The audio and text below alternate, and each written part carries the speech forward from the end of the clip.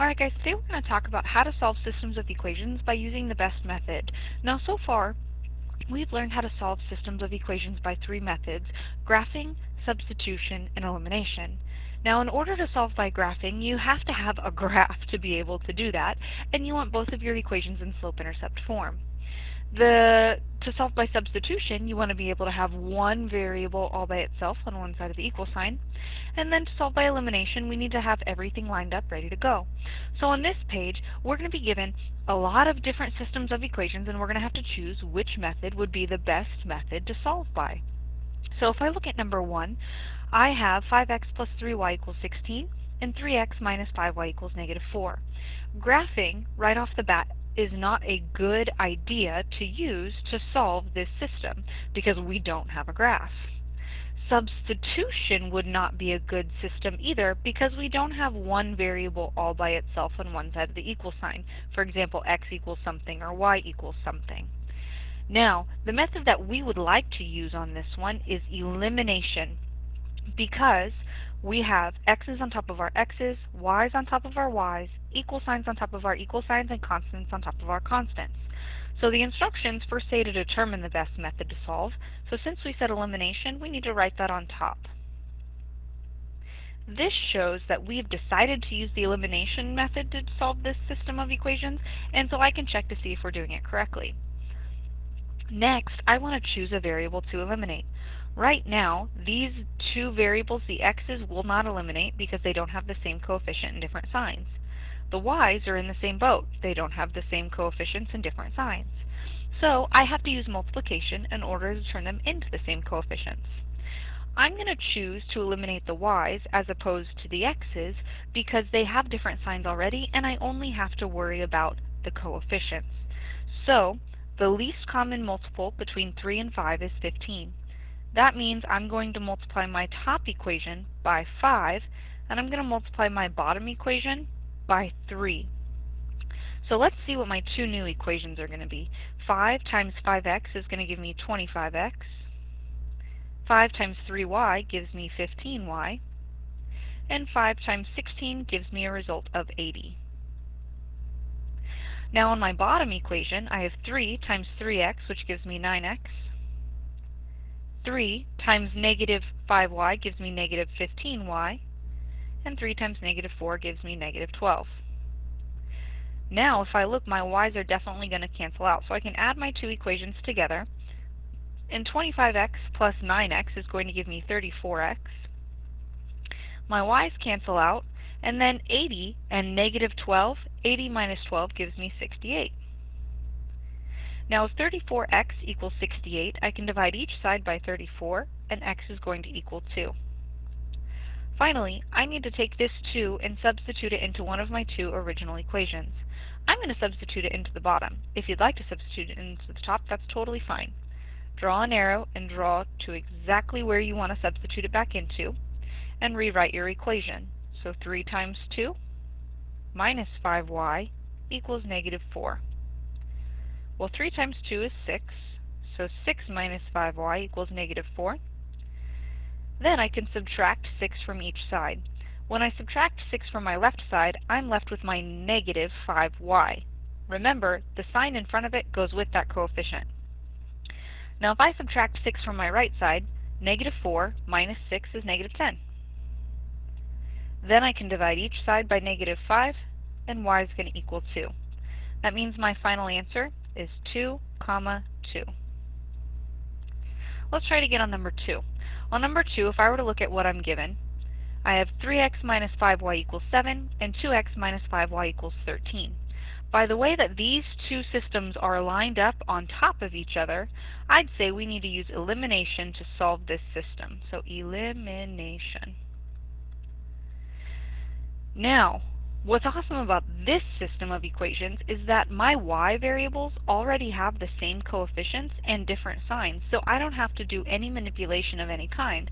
I can add them together right away and my y's will cancel out. So 3x plus 2x gives me 5x, and 7 plus 13 gives me 20. So if 5x equals 20, I can divide each side by 5, and x is going to equal 4.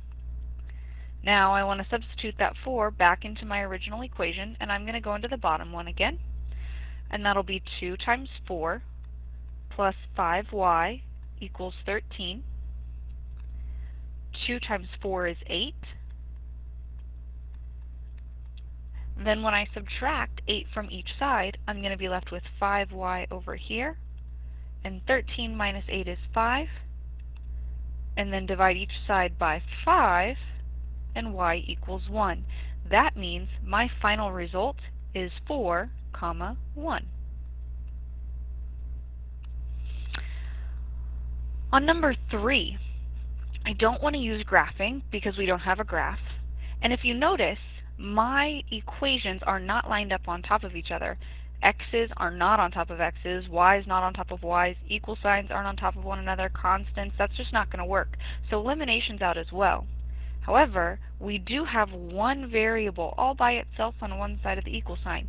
So substitution is going to be the best method to solve this problem. Now, in order to solve by substitution, we need to have one variable all by itself on one side of the equal sign. Now that variable is y, and y equals 3x minus 24. So if you'll remember, we're going to put a box around what y equals.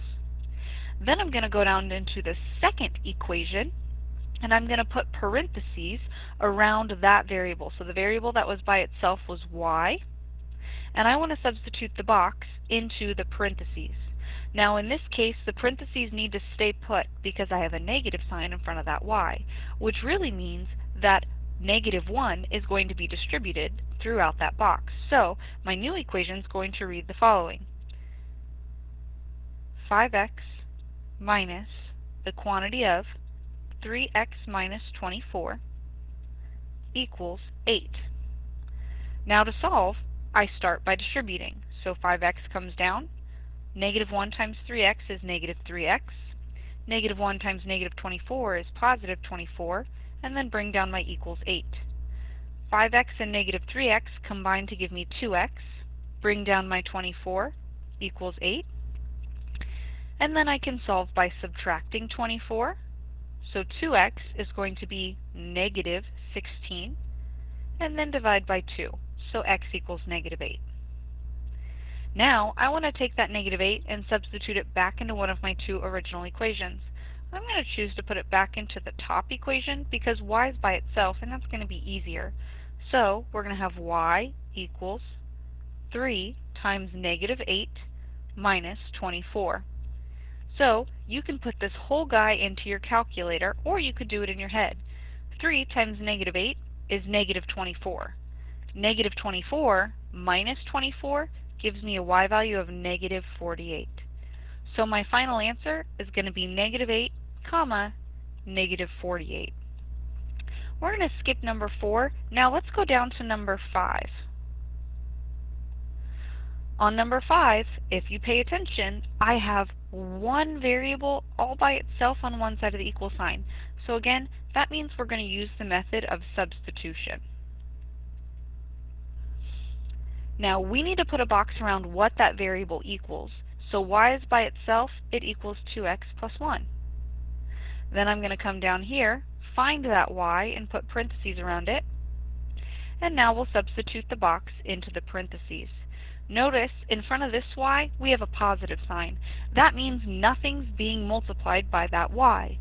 So I can make the parentheses go away. So I can say 3x plus 2x plus 1 equals 6. Now I can combine my like terms. 3x and 2x give me 5x. Bring down my plus 1 equals 6.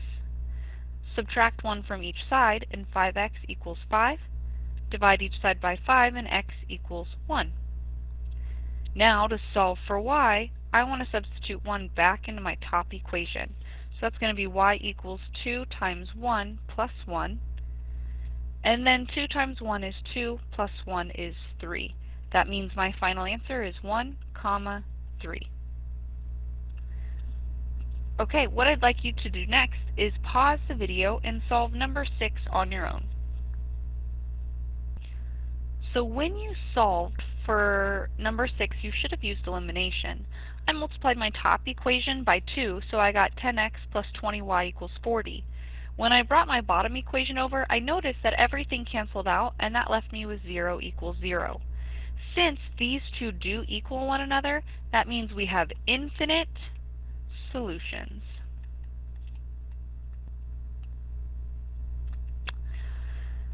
Now on number 7, notice I have one variable all by itself on one side of the equal sign. So this is going to be substitution. Now, since y is by itself, I'm going to put a box around what it equals and go to my other equation and put a parenthesis around that variable. Notice this y is being multiplied by a negative 14, so the parentheses have to stay when you substitute in. So we'll have 7x minus 14 times the quantity of 1/2 x plus 3 equals 14. Now let's distribute and see what we get. Bring down my 7x. Negative 14 times 1/2 x is going to give me a negative 7x. Negative 14 times a positive 3 will give me negative 42.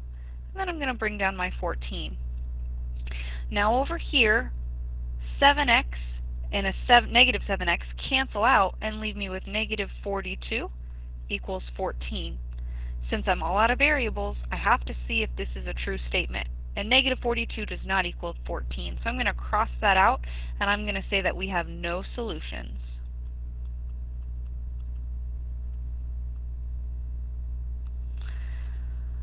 Okay, I'd like you to pause the video and do number 8 on your own. So when I substituted 2 in for y, I got x plus 2 times 2 equals 4. Well, 2 times 2 equals 4, and if x plus 4 equals 4, that means x equals 0. At this point, you might think you need to circle the 0 and substitute it back into our bottom equation.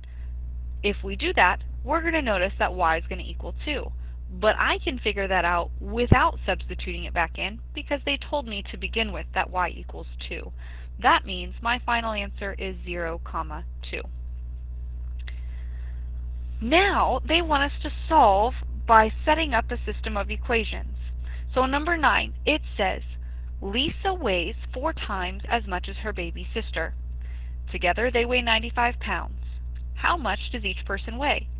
So I'm going to start by defining my variables. I'm going to let L represent Lisa's weight. And I'm going to let B represent her baby sister's weight.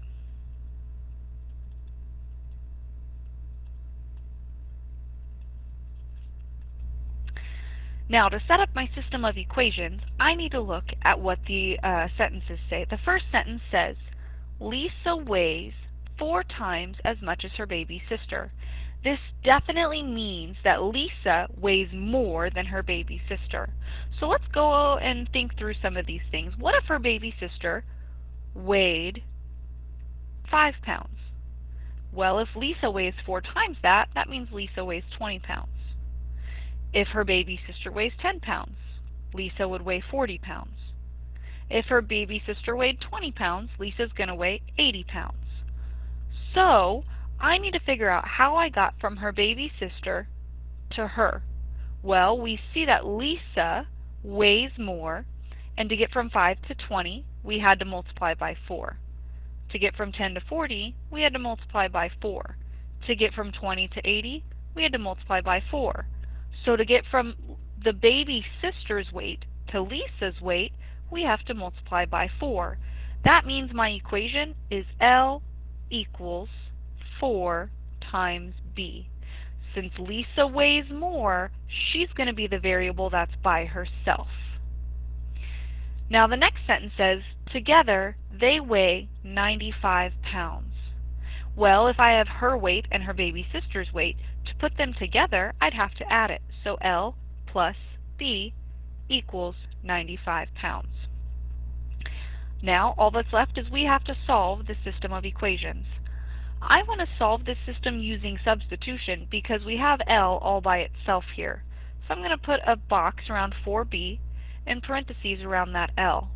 Now when I substitute the box into the parentheses, I get 4b plus b equals 95. Well, if I have 4b and 1b, I get 5b. Divide each side by 5, and b is going to equal 19. Now I want to substitute that 19 back into one of my two original equations. It doesn't matter which one, I'm going to choose the top one. Lisa's weight is going to equal 4 times that 19, and 4 times 19 is going to give me a weight of 76. This means that Lisa weighs 76 pounds and her baby sister weighs 19 pounds.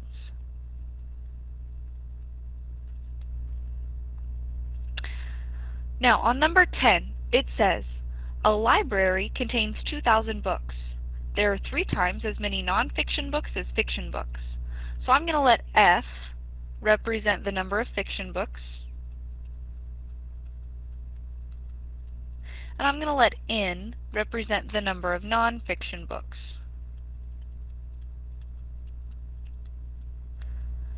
Now the first sentence says, a library contains 2,000 books. That means in total we have 2,000 books. So however many fiction we have and however many nonfiction have, that's going to equal 2,000. So that means I can take N plus F, and that's going to give me 2,000. Now the second sentence is a little trickier. It says, there are 3 times as many nonfiction books as fiction books. So that means we have more nonfiction books. So for example, if I had 1 fiction book, I would have 3 nonfiction books. If I had 5 fiction books, I would have 15 nonfiction books. If I had 10 fiction books, I would have 30 nonfiction books. So to get from fiction to nonfiction, I had to multiply this guy by 3, and this guy by 3, and this guy by 3. So that means I have to take that fiction and multiply it by 3. So since we have more nonfiction, that's going to be by itself. And then on the other side, I'm just going to have 3 times F. Now what I'd like you to do is pause the video and solve this system of equations. So when we solved, we should have substituted 3F in for N to get a new equation of 3F plus F equals 2,000. That'll give me a result of F equals 500. Now by substituting that back into one of my two equations, you should have gotten N equals 1,500. And that means there are 500 fiction books and 1,500 non-fiction books.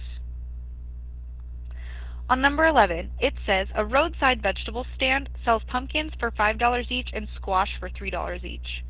One day, they sold 6 more squash than pumpkin, and their sales totaled $98. So I'm going to let P represent the number of pumpkins.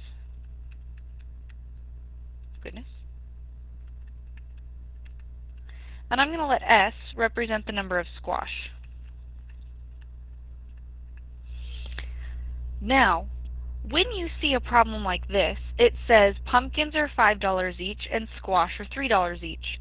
Notice that this money is going to represent pumpkins. This money is going to represent squash. I'm going to look through my sentence here and see if I can find any other number that represents money. Now down here it says it totaled $98. So since we have 3 numbers that represent money, those are going to go together in one equation. So if 5 represents pumpkins, and 3 represents squash, and together they made $98. Now the second sentence just says, one day they sold 6 more squash than pumpkins. Now, they sold more squash than pumpkins, so that means squash is going to be the variable all by itself.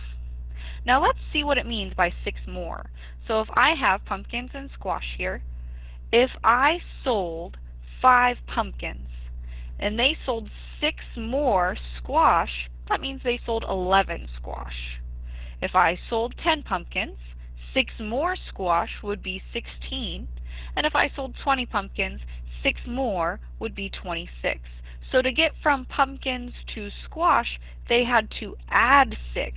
Now, notice how this is different than the last two problems because we're not multiplying. It's not 6 times as many squash. It's 6 more squash. So that means squash is going to equal the number of pumpkins plus 6. Now, again, I'd like you to pause this video and solve this system of equations by substitution. By using substitution, I could substitute p plus 6 in for s and get 5p plus 3 times the quantity of p plus 6 equals 98. In solving this equation, I am left with p equals 10, which I can then substitute back in and get s equals 16. This means they sold 10 pumpkins and 16 squash. On number 12, it says Veronica has been saving dimes and quarters. She has 94 coins in all. The total value is $19.30. How many dimes and how many quarters does she have? So I'm going to let D represent the number of dimes, and I'm going to let Q represent the number of quarters. I'm going to start with this sentence right here. She has 94 coins in all. So that means she has a total of 94 coins. And if she's only collecting dimes and quarters, I can take dimes and quarters and add them together and set that equal to 94. Now, like I said on number 11, money is always going to go with money. Notice here we have a monetary value of $19.30, but I don't have money anywhere else in my equation. So I have to think a little bit about what I'm working with. I'm working with dimes and I'm working with quarters, and those are definitely money. If you'll remember, dimes are worth 10 cents a piece, and quarters are worth 25 cents a piece. So I can pair those with the variables and set it equal to what she has. So that means 0.10D plus 0.25Q is going to equal 1930. Now for this system of equations, we're going to have to use elimination to solve. And I want to pick the easier of the two numbers to work with. So I'm going to multiply my top equation by negative 0.10. That's going to give me a new equation of negative 0.10D minus 0.10Q equals a negative 9.40, because I just moved that decimal one to the left. Then I'm going to bring my other equation straight over.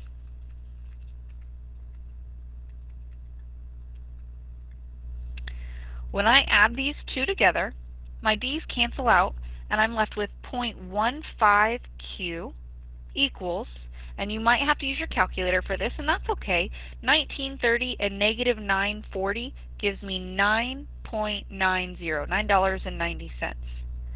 Now, if I divide each side by 0.15, I'm going to be left with Q equals 66. And it's important you have a nice number on this, because if you get Q equals 25.1, that doesn't mean she has $25.10 in quarters, because that's not what they're asking. They're asking how many quarters does she have, and you can't have 25.1 quarters. So make sure that you get a nice number for your results. Now I'm going to take this guy and I'm going to substitute it back in for Q up here. So that means D plus 66 is going to equal 94. And if I subtract 66 from each side, 94 minus 66 gives me 28. That means she has 28 dimes and 66 quarters.